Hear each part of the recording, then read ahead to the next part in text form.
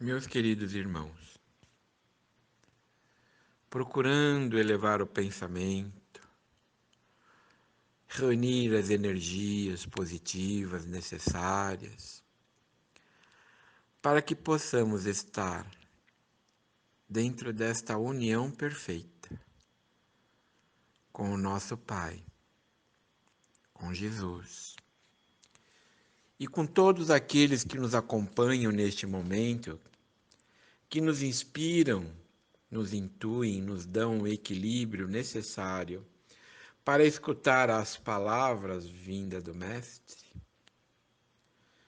Vamos iniciar o Evangelho procurando sempre mentalizar a figura de Jesus ao nosso lado, participando conosco e dando a cada um de nós o melhor esclarecimento daquilo que estivermos escutando.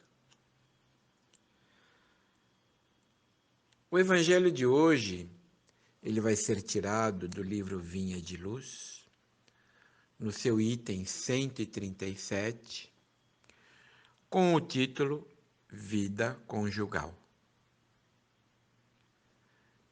É um trecho da carta de Paulo aos Éfesos. É o capítulo 5º, versículo 33. Paulo disse: Assim também vós, cada um em particular, ame a sua própria mulher como a si mesmo, e a mulher reverencie o seu marido.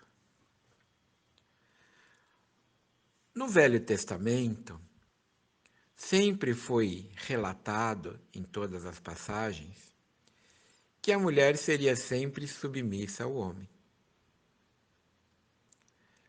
Mas dentro da visão de Jesus, ambos precisam estar sempre um ao lado do outro, um amando o outro, para que assim a proposta de evolução entre si e todos aqueles que advêm deste casamento possam ter o efeito necessário na evolução do mundo.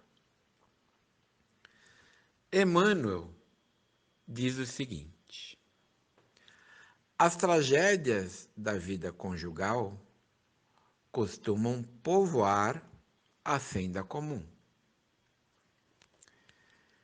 Explicando o desequilíbrio, evoca-se a incompatibilidade dos temperamentos, os desencantos da vida íntima ou as excessivas aflições domésticas.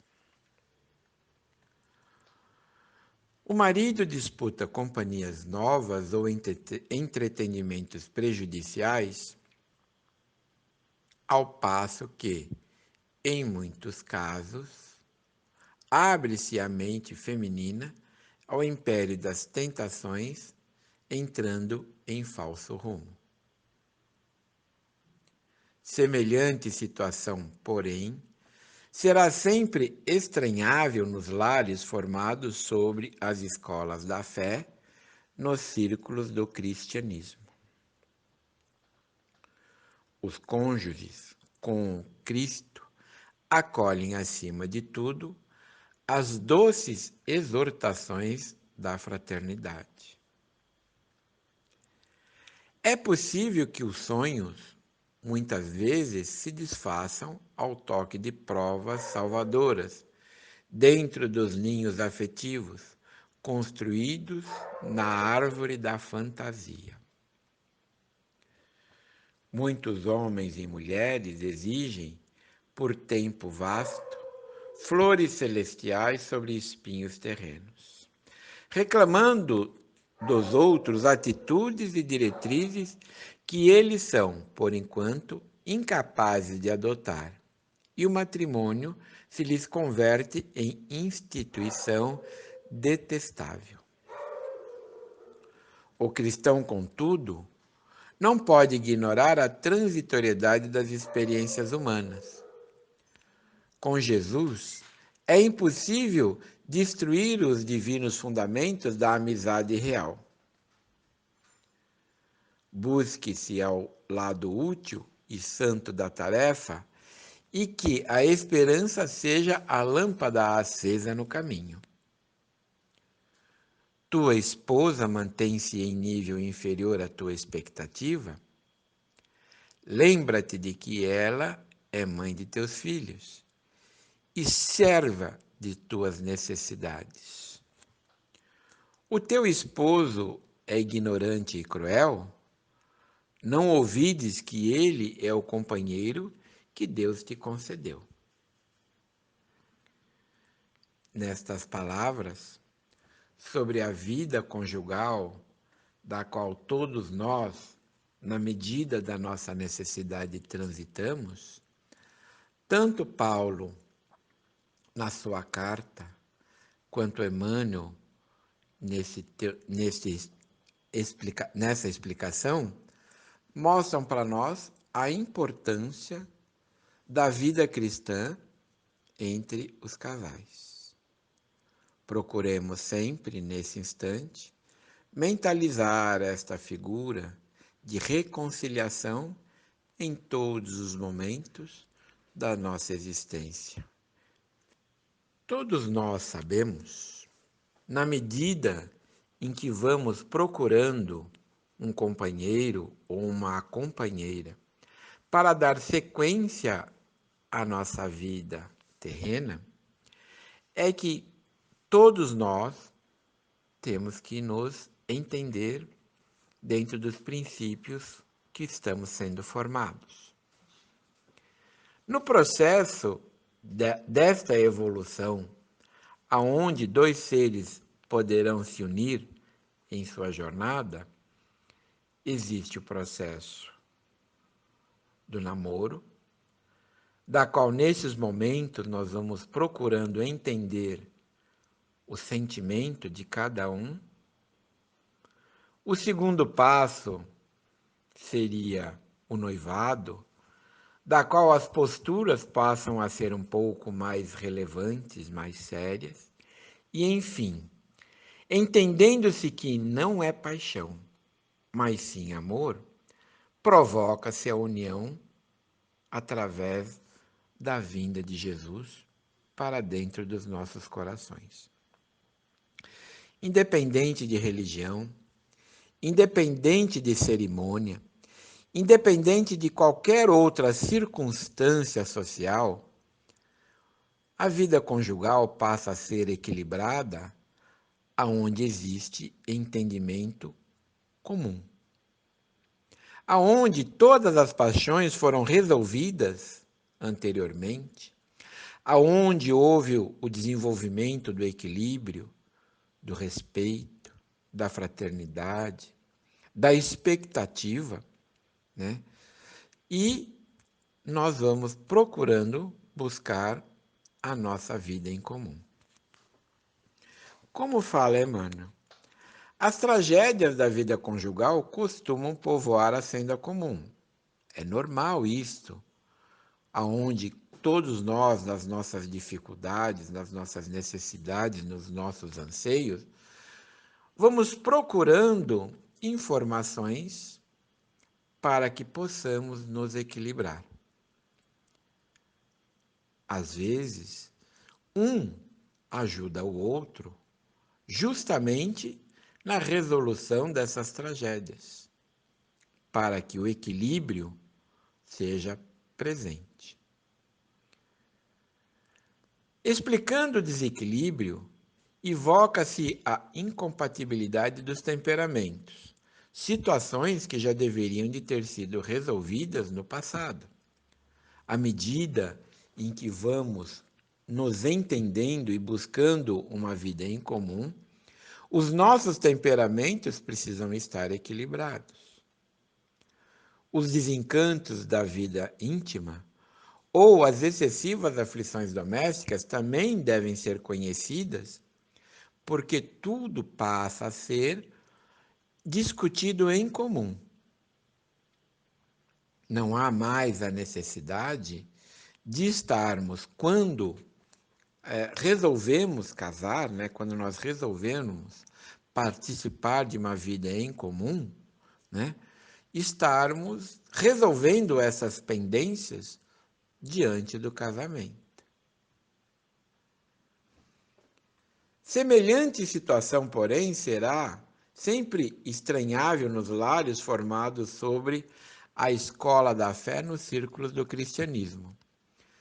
Partindo-se do princípio que teremos que amar ao nosso próximo como a nós mesmos, o convívio familiar, o convívio dentro das condições conjugais, tendo Cristo como espelho da nossa existência, haverá sempre a condição de programarmos a fraternidade como solução de todos os entraves, de todas as dificuldades, de tudo aquilo que poderá ocorrer nessa jornada de vida.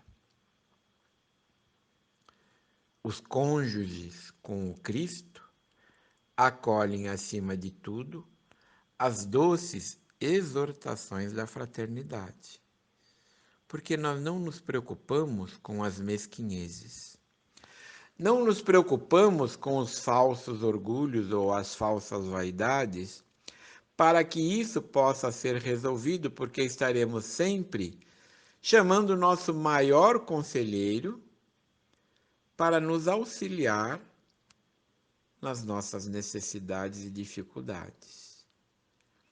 Estaremos chamando para dentro do nosso lar a figura de Jesus. É possível que os sonhos muitas vezes se desfaçam ao toque de provas salvadoras dentro dos ninhos afetivos construídos na árvore da fantasia. Se esses ninhos afetivos são construídos na árvore da fantasia, se os sonhos não atendem à realidade da continuidade da vida, tudo que nós começamos a construir provavelmente estará fadado ao fracasso. Nós entendemos sempre que tudo há de advir com a solução do equilíbrio, do amor, da esperança, da fé. Emmanuel afirma: com Jesus é impossível destruir os divinos fundamentos da amizade real. Se nós nos recordarmos o que fala o Evangelho segundo o Espiritismo sobre a indissolubilidade do casamento, lá ele nos afirma o seguinte, que quando o casamento ele é montado sobre a razão, ele é permanente. Quando ele é montado sobre a necessidade material, fatalmente ele não terá a sua conclusão. No finalzinho, Emmanuel nos fala: tua esposa mantém-se em nível inferior à sua expectativa? Lembra-te de que ela é mãe de teus filhos e serva de tuas necessidades. Além disso, ela precisa estar sempre apoiada naquilo que você poderá construir junto com ela. Se esta condição de inferioridade não lhe era visível por causa da paixão, procure de uma forma clara e específica entender e corrigir os desvios do caminho.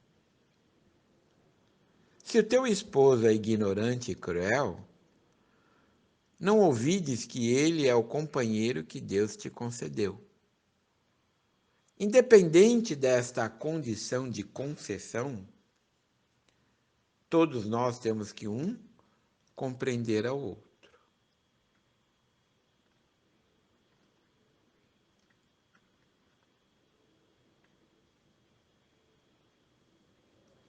Na carta de Paulo, há um versículo que diz assim: todos nós devemos nos amar, assim como Cristo amou a sua igreja e entregou-se a si mesmo por ela. Então, nesta situação, da qual é falado sobre este tema, temos que sempre analisar antes de qualquer atitude, antes de qualquer medida, que venhamos a, depois, questionar se ela estava correta ou não. Fiquemos, então, na paz de Jesus. Que assim seja. A partir deste momento, unindo-nos com toda a fraternidade universal, buscando elevar os nossos pensamentos ao alto, solicitando o amparo e a proteção da espiritualidade, vamos fazer as nossas vibrações. A partir deste momento, fortalecidos e harmonizados com Deus nosso Pai, Jesus e todas as equipes espirituais dessa casa, nós vamos vibrar. E vibrar é desejar os nossos melhores pensamentos e sentimentos em benefício deste mundo que habitamos. Vamos vibrar pelo bem universal, pela paz mundial e harmonia entre todos os povos. Vamos vibrar por todas as religiões e por todos os espíritos com tarefas evangelizadoras. Vamos vibrar pelo nosso Brasil, imaginando seu contorno todo iluminado, que essa luz seja forte para iluminar nossos governantes, envolvendo-os para que governe com sabedoria e justiça. Vamos vibrar por todos aqueles que sofrem as dores da alma e do corpo físico. Pela casa lar de Jesus, que nos acolhem com todas as assistências que são realizadas. Vamos vibrar por todos os lares da terra, principalmente por aqueles que se encontram em desarmonia.